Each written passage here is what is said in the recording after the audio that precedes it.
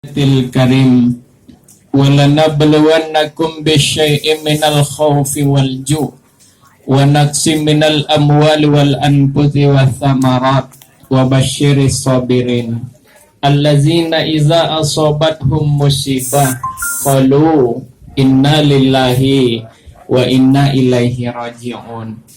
Wa qala aidan al-yawma nahtimu ala afwahihim wa tukallimuna aydihim wa tashhadu arjuluhum bima kanu yaksibun. Shadaqallahul azim. Yang saya hormati keluarga besar almarhum Ayahanda Haji Hasnawi Sarudin bin Sarudin. Kemudian yang saya hormati para pengsepuh, tokoh agama, tokoh masyarakat, para ustadz, bil khusus Ayahanda saya Haji Adnan Nawawi Emlidin. Kemudian yang saya hormati Bapak dan Ibu-ibu jamaah takziah yang dimuliakan oleh Allah Subhanahu wa taala. Saya mohon izin kepada para ustadz untuk menjadi penyambung lidah sebentar malam hari ini. Mudah-mudahan apa yang saya sampaikan ini menjadi benar dan mudah-mudahan Allah bimbing dengan hidayah Allah. Bapak Ibu yang dimuliakan oleh Allah, malam hari ini kita diperingatkan oleh peristiwa meninggalnya almarhum Ayahanda Hasnawi Sarudin bin Sarudin. Ini sesuatu yang luar biasa. Ternyata Allah berangkatkan kita malam hari ini untuk dapat saling mengingatkan dan diingatkan. Karena dalam hidup kita ini ada dua hal yang gak bisa kita hindarkan, Pak. Yang pertama tua, yang kedua mati. Gak mau tua pun malam hari ini. Nangis-nangis kita gak mau tua. Berapapun duit kita keluarkan malam hari ini, toh besok tetap hari Jumat, gak bisa kita tahan-tahan. Dan ternyata memang luar biasa. Karena usia ini juga ada perubahan banyak dalam hidup kita. Mulai kita lahir dari bayi, kanak-kanak, remaja, kemudian dewasa, kemudian ternyata mengulang lagi masa senja. Ya Allah. Di masa senja ini sudah mulai kerasa semua. Kalau masih muda kita bangun duduk aja luar biasa hebatnya, langsung duduk, langsung berdiri saja. Sudah mulai tua ini kerasa betul ternyata sinyal dari Allah.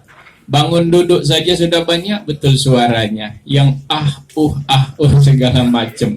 Kadang-kadang juga nyari kursi, nyari dinding untuk tempat pegangan mau berdiri. Ya Allah, ya.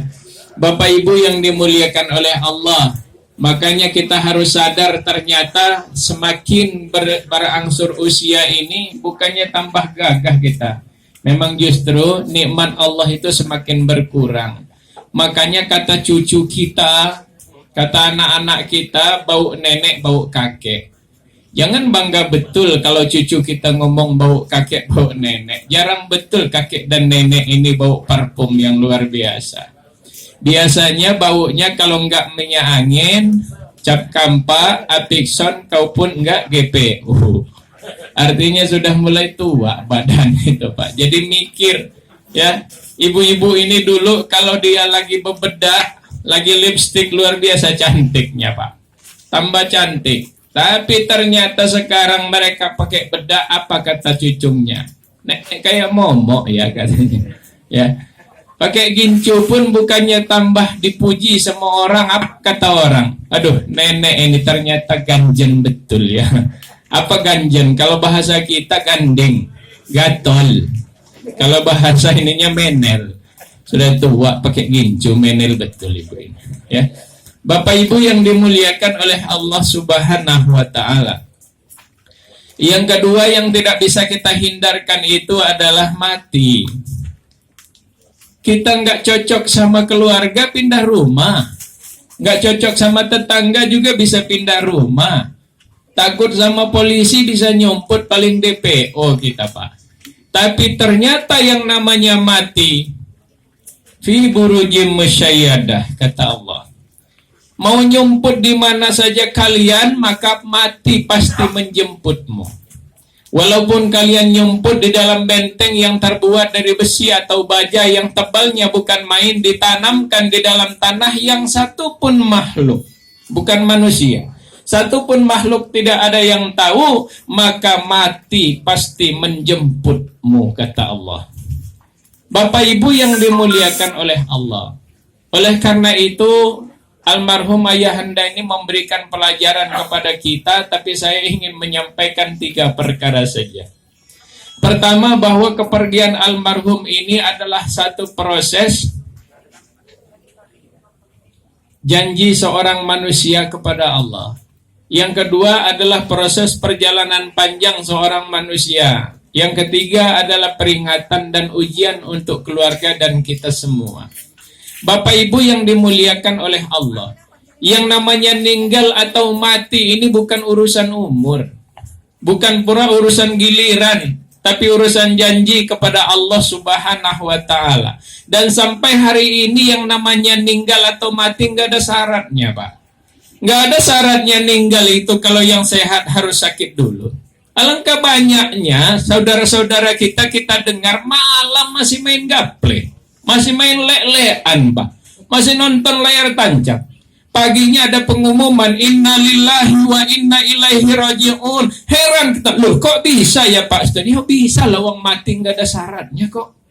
Nggak ada syaratnya bahwa yang sehat harus sakit dulu. Alangkah banyaknya yang sehat meninggal duluan. Tapi banyak pula yang sakit, ya Allah Pak, bertahun-tahun. Bahkan keluarganya sudah karena saking kasihannya dengan yang sakit, ya Allah, andaikan memang janjimu kepadanya telah sampai, kami ikhlas, kami rela. Saking siapnya kita, dan ternyata kita kasihan melihat dia. Tapi ternyata nggak ninggal-ninggal, karena memang ternyata syaratnya ninggal bukan sakit. Tidak ada pula syaratnya yang ninggal kalau gemuk harus kurus dulu. Alangkah banyaknya yang kurus mati duluan. Tapi ternyata menurut survei Pak, yang jauh lebih banyak meninggal duluan yang gemuk, Pak. Makanya hati-hati yang gak gemuk malam hari ini. Tung saya kurus. Bapak Ibu yang dimuliakan oleh Allah. Oleh karena itu Bapak dan saudara-saudara sekalian, ternyata yang namanya meninggal ini adalah urusan janji seseorang kepada Allah. Kapan janji itu dibuat? Pada saat umur kita lebih kurang 4 bulan 10 hari dalam kandungan ibu kita. Ada apa dengan 4 bulan 10 hari? Karena saat itu umur nyawa kita ini baru ditiupkan oleh Allah. Makanya ibu-ibu kalau ditanya, Bu, kandungannya udah berapa bulan sih? Udah 3 bulan Pak Ustadz, memang udah kerasa nendang-nendang. Ah, bohong ibu itu. Mana nendang-nendang, belum ada nyawanya. Jangan-jangan ada tangan-tangan nakal, dikira nendang-nendang kali kan. Ya.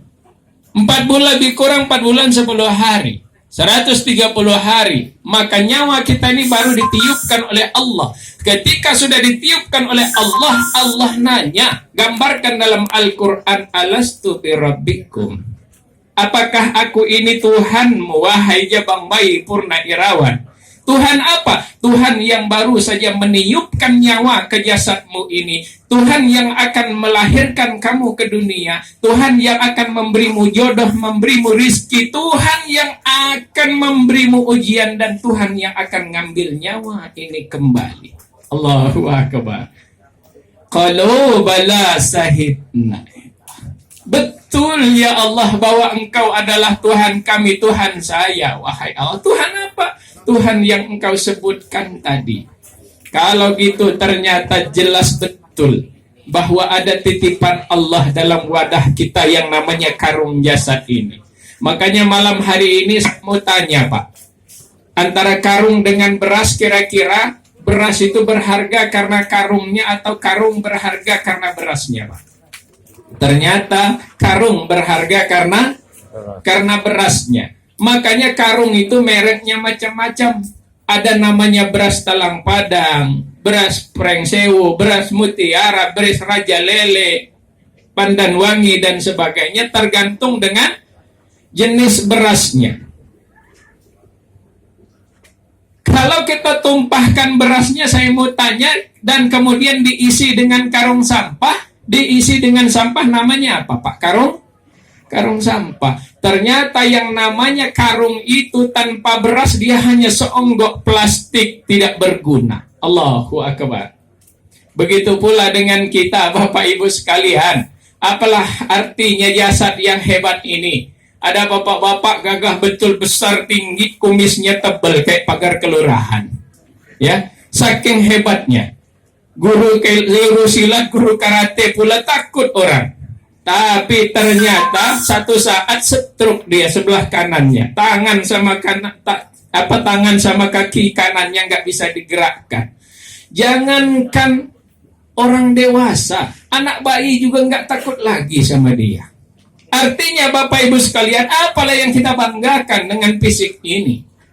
Ada ibu-ibu, ada cewek cantik luar biasa, karena kesombongannya Allah menguatkan mulutnya, bahkan cowoknya pun meninggalkan dia. Jangankan ada orang lain yang mau datang, apalah yang kita sombongkan. Ternyata Bapak Ibu sekalian, yang membuat kita mulia ini ada ternyata karena Allah tiupkan ruh di dalam jasad kita ini. Ya Allah, Bapak Ibu yang dimuliakan oleh Allah Subhanahu wa Ta'ala. Oleh karena itu Bapak Ibu sekalian, Rasulullah mengingatkan, orang yang cerdas itu adalah orang yang senantiasa mengingat bahwa dia pasti mati. Itu orang yang cerdas itu. Yang kedua, kepergian almarhum ini adalah satu proses perjalanan panjang seorang manusia. Pertama, kita ada di alam rahim, Bu. Ibu-ibu itu kalau hamil nomornya berapa, Bu?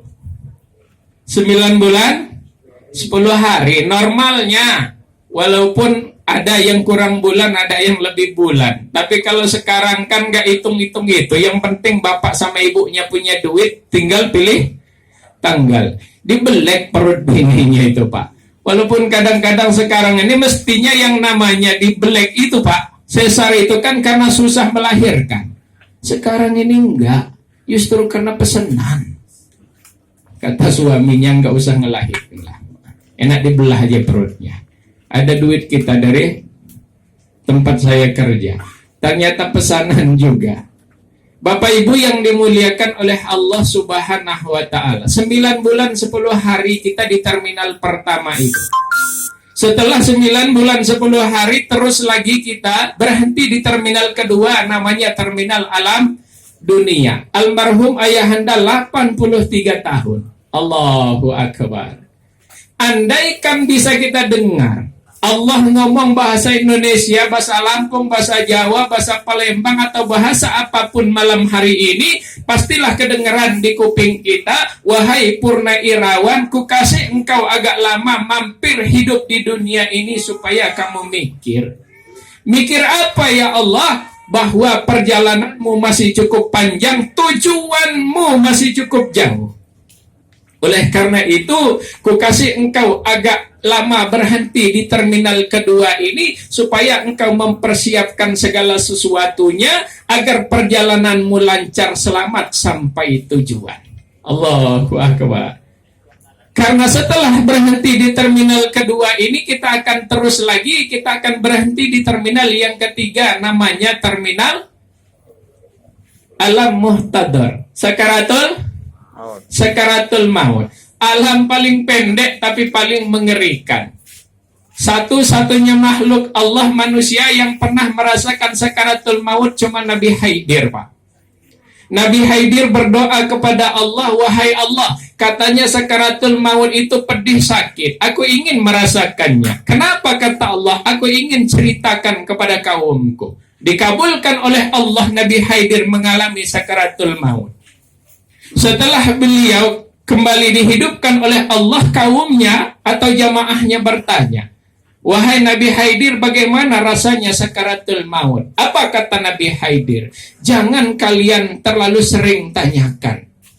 Karena setiap kalian menanyakan itu bergidik badanku, saya tidak bisa menggambarkan seluruhnya. Tapi kalau kalian ingin satu gambarannya bahwa sakitnya sakaratul maut itu seperti kita dikuliti hidup-hidup, ditarik dari ujung kaki sampai kepala, diulang 40 kali belum sebanding dengan sakitnya sakaratul maut. Allahu Akbar. Bapak Ibu yang dimuliakan oleh Allah Subhanahu wa taala. Alam muhtadar, alam paling pendek tapi paling mengerikan. Makanya ketika baginda Rasul akan mengalami sakaratul maut, baginda Rasul kan kena sakit dingin, panas dingin, demam.